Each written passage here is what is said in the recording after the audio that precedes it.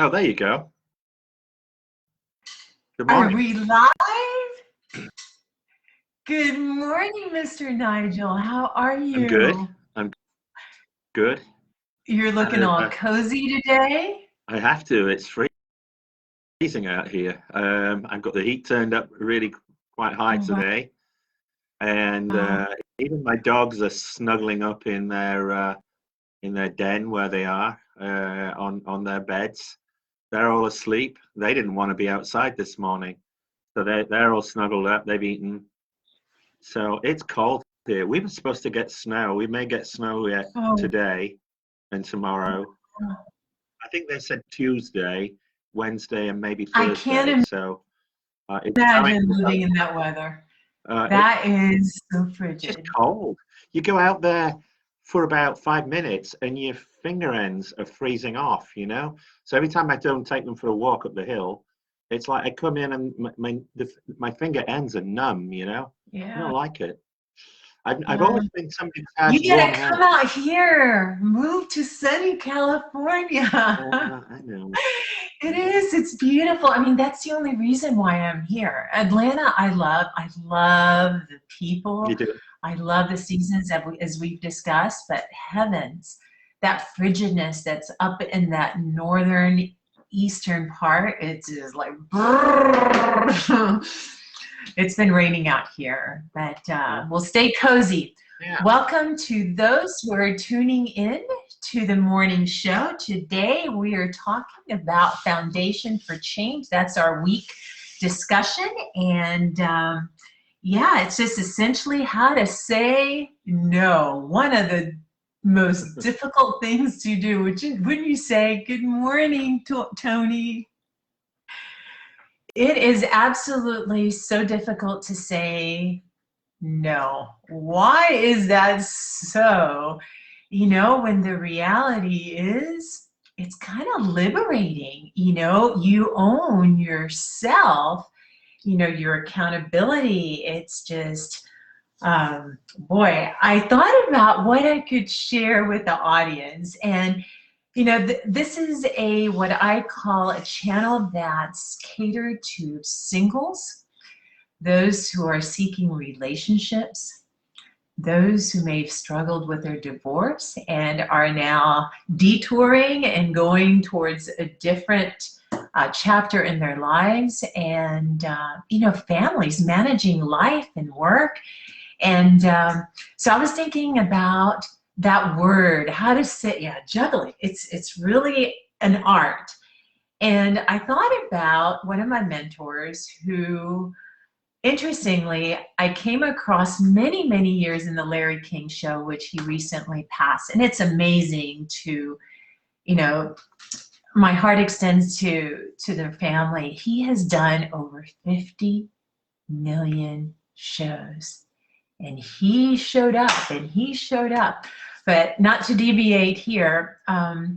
So one of my mentors, Mr. Graziosi, he has always said, what was it, the heading to Egypt?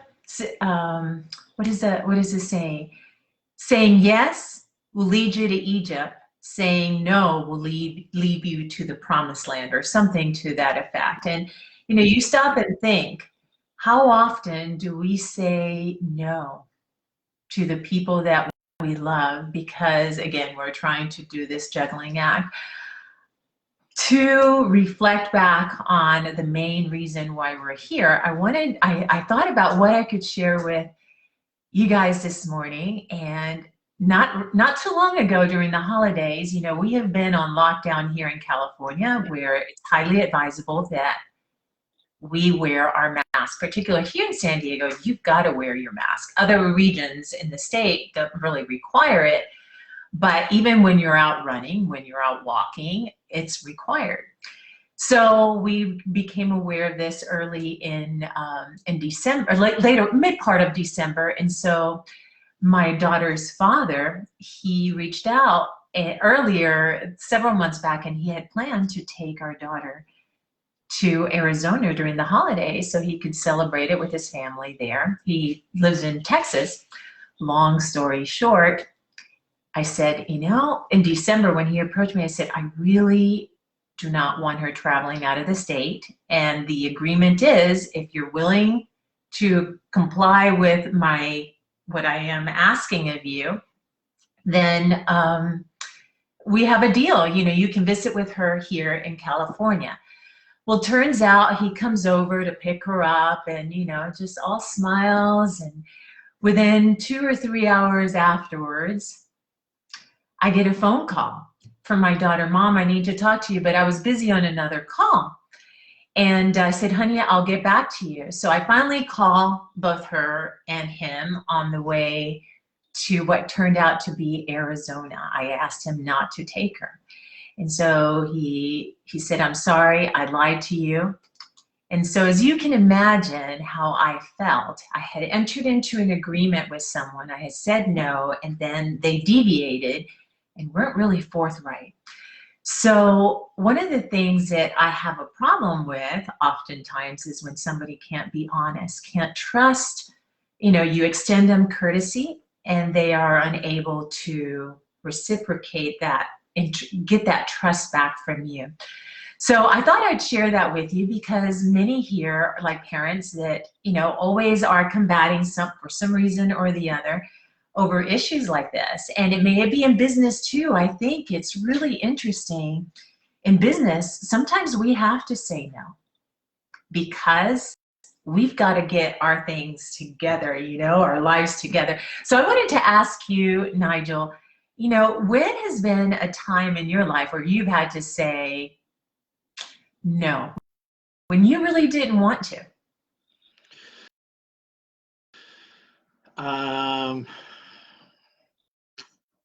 Yeah, that's it. That's an interesting one. I've had to do that a little bit in the last weekend. No. I think I told you one of my daughters was a little out of sorts with an illness, and I had to say no to her mother. I don't agree with that. I'm a capable parent, and I can take care of things too. And I want to get second opinions. And like you, I'm a bit discouraged when people don't follow through on what I thought we'd agreed with. But in the spirit of enlightenment, I don't let that bring things down, and we'll attack it in a different way. I think you have to be consistent. I think, like you, one of the things that I've learned through my process that both of us have been through is to sort things out in your head and be persistent. Maybe I wasn't as consistent, slightly different word, sounds the same. Maybe I wasn't as consistent in the past, and I've examined my life and I've made some changes. I think a lot of this comes down, Barbie, to communication. I think we're pretty good at communicating, and as communicators, especially yourself being a journalist, I've always enjoyed public speaking at meetings, etc., in conferences. But when it comes to home, I was listening to one of our mentors yesterday who was talking about communications, and I think the boy-girl thing, where you hear things totally different from us guys, even when we say something that we think is very, very plain, and you interpret it completely different because your brains are connected, and ours, we have a left brain and a right brain. So I think that's something that most of us, I speak as the general public, are not fully aware of. I don't think we're educated enough to understand that. And unless you're reading, unless you are mixing with those types of people that are sharing that type of information to us, I don't think that is part of the comprehension of the general dialogue of most people in our country here, or even internationally. And I think where you've got people that are now speaking English as a second language, or possibly in their own language, because we have a lot of Spanish-speaking people here in the United States. Even in their own language, they're still having that same problem in their own language. And so I think that leads to a lot of misunderstandings. So, you know, one of the things I'm teaching people when we potentially have these moments of discourse is, did I communicate in the first instance clearly, without ambiguity? And secondly, did they hear me? Or did I, conversely, did I hear what I thought was being said to me? You know, and as you know, there's one of the things that I like to do is, what do you think that person said to you? Write it down. And then write it down again. And then write it down again. And one of the things that you seem to find is, when you actually do that 2 or 3 times, the meaning maybe changes. Certainly the energy level goes down. And now you can start to ask yourself, rather than reacting, which, you know, we're apt to do, you're not going to react quite as quickly. And maybe you are going to give a more considered answer to whatever is occurring. So that's part of the answer that I would give you on that one. You know, I think to help diffuse in a world today where we live, where the attention span is like so minimal, you know, I have found that if you take the tone of love, it changes all of the additional steps that you have to take. You have to embody love in everything that you do in order to have reciprocation back. Right. You know, likewise, I mean, if you do not share that love with your children and communicating with them, they get standoffish, they'll get an attitude, they'll feel like they are outcasted. And I struggle with that. I am a single mother, you know, I feel like I have to redirect my child to go to school, you know, to be prepared for school, because there's so many distractions. She's got videos she can watch, she's got games she can do. And so how do you go about approaching someone with such kindness? And I think that's really the key, because men and women communicate very differently, as you saw yesterday. Yeah. You know,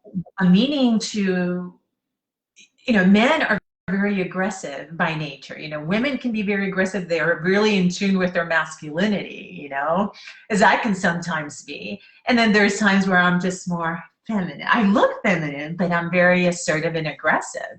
So we have to be able to sit back before we open our mouths, you know, and really think how we're going to deliver that message. That's probably one of the greatest lessons that I have learned. Look who's here. She wants to do her show. Look at it. Yes. Good morning, everyone.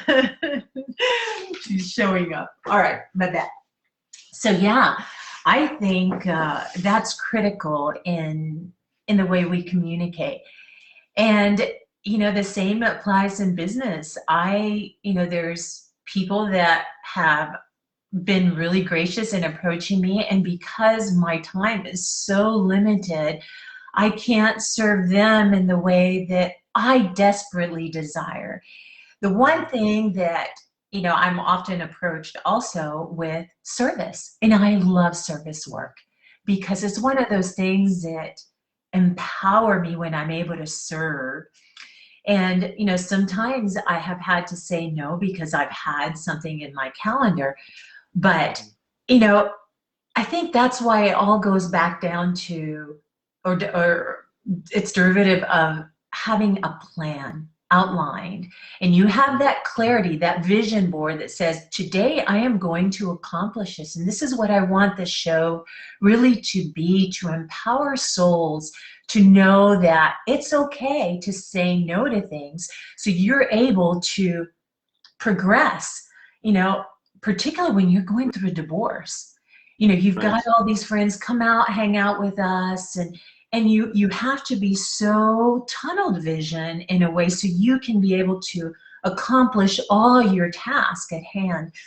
So, you're very right. And it's a juggling act. And it's one that we just have to say, okay, what it takes priority here today. And then we just pursue.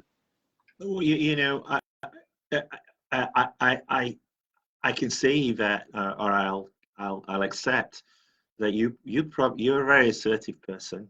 I'm sure Yeah.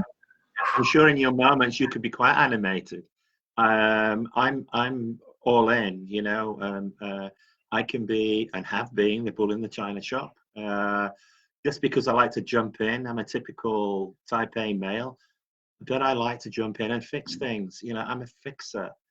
I'm a classical fixer, and it's like I don't want to waste time because I'm very conscious of time ticking by, and I don't want to miss out, and I don't want anybody else to miss out. I've probably driven in the past my family crazy over that. And one of the shifts that I've made in the last few years is I've tried to address that.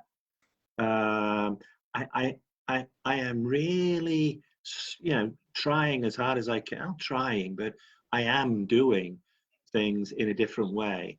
I'm always asking the question, did I come across too aggressive? Or was I too assertive? Or am I not being me? Because ultimately you have to be authentic. And I think it's like, I hope I'm still being authentic, but I still have made shifts whereby, I'll say, well, maybe I don't want to do that anymore. Maybe I don't want to answer things maybe as quickly as I did. One of the things that I have said to myself I'm not going to do, though, and this comes out of the fact that people have, as you say, very short attention spans, and they're very intolerant today. People are very uptight about everything, whether you call it PC or whatever you want to call it. People need to relax a lot more and not be so wound up about getting offended by everything. Because I believe in my heart that nobody wants to offend anybody, really. I mean, there's the idiots, obviously, in the society. But I think we all want to get along. It's nicer that way. One of the things in relation to that is, you mentioned our children, and they are being impacted and bombarded, like we all are, by a lot of different inputs that some of which we'd rather not have. We'd like to steer. And I'm sure as a parent, you find, like I do as a father, sometimes our children, they will almost sneer at you as a parent. Well, what do you know? Because it's the school teachers or other people that seem to be influencing their opinions and their progression as in terms of their thought patterns more than we do. I find that disturbing, a bit irritating, but I try to breathe each time and not react like maybe I did 5 or 6 years ago. I would have been pretty angry about things like that, but I'm not now. But one of the things, probably like you, and I've listened to you quite a bit over the last little while, is I don't think you need to back away. You do need to say no, but you do need to parent. And I think one of the things that you can fall into is you stop parenting, you stop saying no, and you start letting things go. And I think that is a mistake. Again, you try not to be judgmental, but you look around you and you can't help notice, well, I'm hoping that my children don't do that. Or I'm hoping there's something, if you don't parent, someone else will. Well, yeah. And do you really want that? You want to have total control of your children, or else your children will not be raised with the values, the integrity, everything that encompasses you that's unique to you, or that you value. So yeah, I absolutely am with you there. You've got to step up. It's difficult because, and as the children grow, believe me, through their teens, from being great, I think those years like 7 to 12 are fabulous. I love those. The teenage years when they get 13, 14 are difficult. I know a couple of my boys, when they got to 16, became very difficult. I've got one now who's just turning 20, who, we have some challenges. I love him to death, like I do all my children, but they're difficult. They all have different spirits, you know? They do, believe me. And it's difficult catering to each one of those personalities, but you accept the challenge, or, as you say, you abdicate that responsibility to somebody else. And do you really want that? I think you want to be the major influence. I think one of the difficulties is when you see somebody else adopting other influences. It's hard on you as a parent.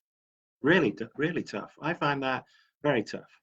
That's why I choose to show up, to be there, to have my quadrants all ready to go, because I feel that that's for me, it's the only way that I can balance life, work, family, responsibilities, socialization, everything that it encompasses to be somewhat balanced.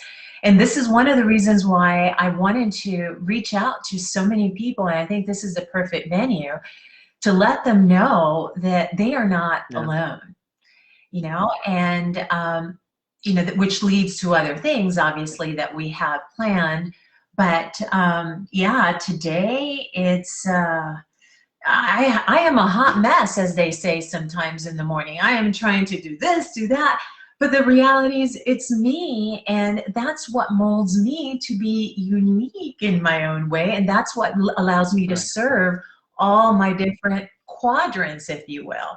Otherwise, I can let the day control me, and I refuse to do that. At the end of the day, when I lay my head down, I want to say, I've got control of my life. No one has it. I am accountable for every action that I took this particular day. Right.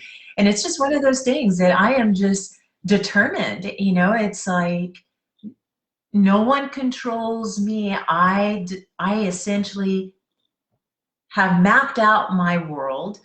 And if a relationship is not working and it's not serving me and my surroundings, then I need to figure out a way to make it better. So when I lay my head down to rest, like I don't know if you saw it in the chat, but yesterday there was a gentleman that wrote, about relationships, and it's a juggling act. And if it's not serving you and your purpose and your mission, and it's not supporting you as an individual and making you a better person overall, dismiss it, focus. You can graciously bow out and say, it's nice to meet you. And, but you don't have to be invested, from the get-go. No. So. I totally agree. It's, I think I feel very strongly about this issue with co-parenting. It's funny, this you mentioned this tonal thing. I remember working and using one of these co-parenting apps when I was going through my divorce. It was something that was recommended. Oh, you're referring to the and one classes? The classes? One of the it was discouraged. One was discouraged from using emails or text to communicate between you and the children's mother. And I found, I was okay with that, but we were recommended to use an app, which is another email system. But what was interesting about it, I was certainly the early part, I was still going through, I was upset, hell. You were angry. It's like, how dare they? Somebody's trying to manipulate your life, telling you what to do. Right, but also, I have a belief, and I don't know if it's correct or not, but interesting to hear whether people might agree with this. But I think if you're not upset and you weren't prepared to fight maybe for the relationship, then I question whether or not there was that something in the first place. I was fiercely trying to I didn't want things to dissolve. And so I was upset. I was angry. It was really funny because the software had a tonal component to it, and I would write these emails, and then this thing would tell me, bad tone, Oh, wow. bad tone, and it used to drive me even crazier. What app was it? What app was it? It was one called Our Family Wizard. Have you heard that? And I used it for Minnesota. I think we're based out of Minnesota, I think, Minneapolis. And I used it for about 18 months or 2 years. And I said to their mother, I said, I'm not signing up for this anymore. It's driving me crazy. And by that time, I got my process going and I got control of things. And That's amazing. But this thing would but it's funny because sometimes these things do serve you, and maybe it was a little nudge to make me aware. And I do try really hard to make things work. Am I perfect? No, I make freaking mistakes every day, but then I go on. The difference, I think, that over most people, you and I, we don't give up. We're never going to give up. You're tenacious, and I love that about you. You're like a female version of myself in some respects, anyway. And so I can identify that. It cracks me up that here we are on two coasts with this landmass in between, and we're dealing with the same things, and it's just like juggling things. But I just want to. You asked me this question yesterday about no, and I sat down late last night and I was thinking about this like yourself, and some of the things that I wrote down this morning were, what does no mean to me at this moment? And I came up with 7 things. I said no means I'm not going to give in and succumb to the COVID-19 mindset. I'm saying no to be surrounded by negativity and negative people. We talked about a to-done list in the last few days. If those people are on my to-done list, they're out of here.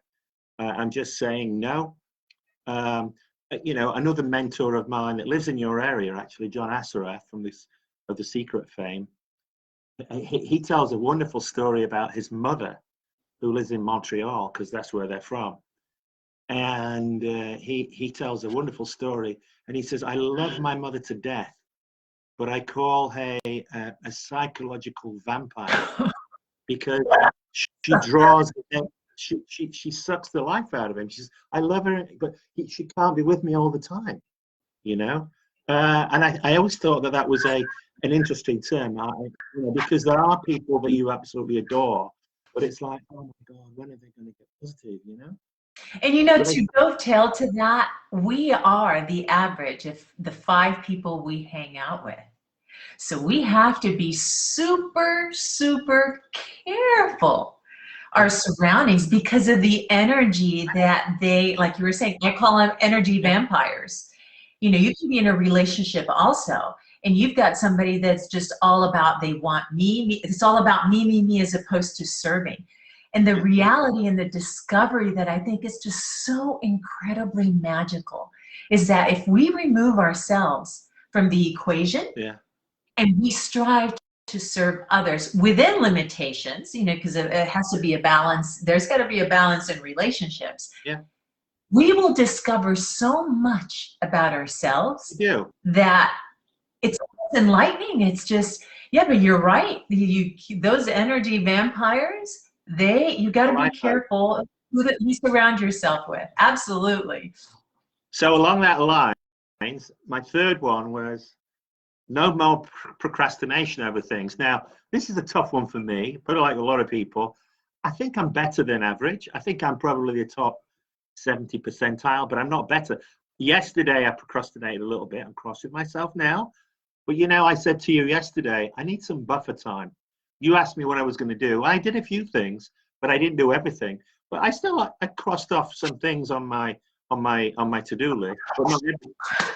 This morning I've been super catch up, but I'm still behind where I need to be. But I'm not into the victim thing, as you know. I don't like the pity party thing. So that was like number 4. Let me just look at this. I'm not going to let my friends and family relationships get damaged.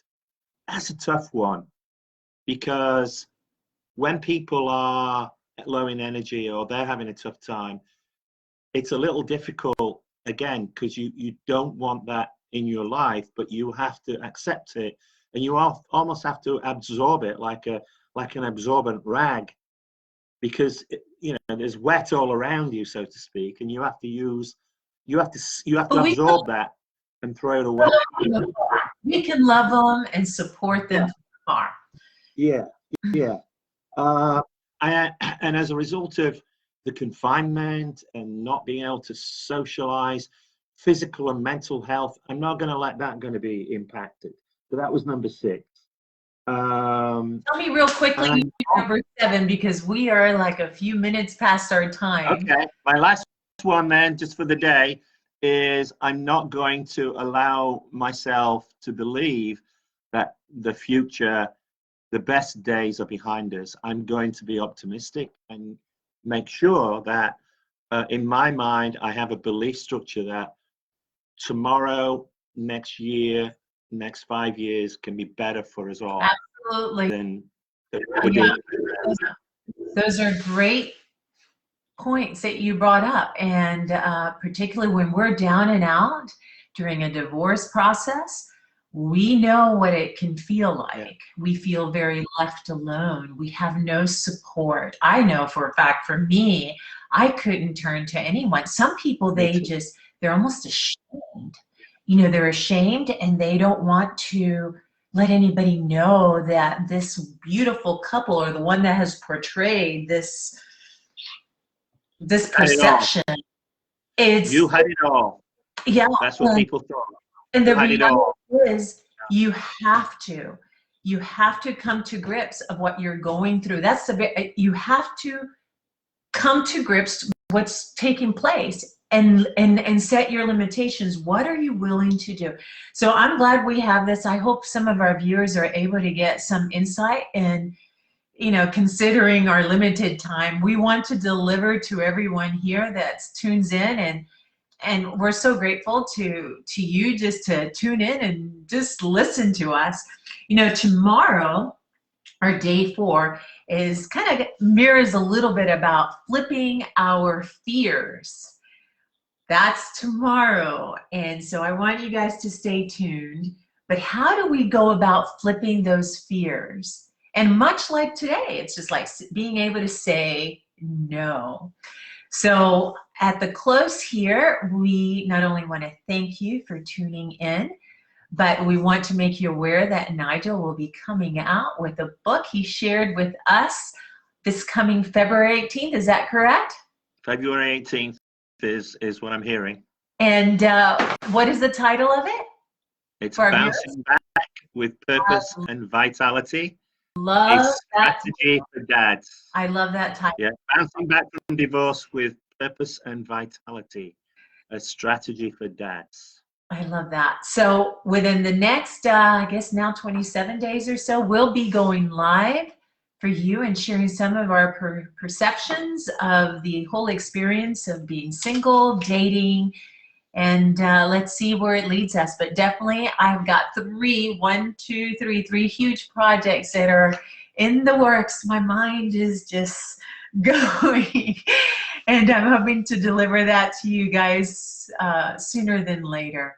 But Nigel, it's always a pleasure to connect with you and listen to your words of wisdom. You're charismatic, and be a part of your charismatic personality. I think you're so darn sweet, and you have so much to offer, particularly those who are down and out, having lived the experience, kind of like I have. And it's all good. So until then, I will see you on the bright side, my friend. Tomorrow, yours. You stay cozy there and give your pups a big old hug from me. All right, and to those tuning in, sending you lots of love. Until tomorrow, everyone have a beautiful day. Take care. See you, Bobby. Bye-bye.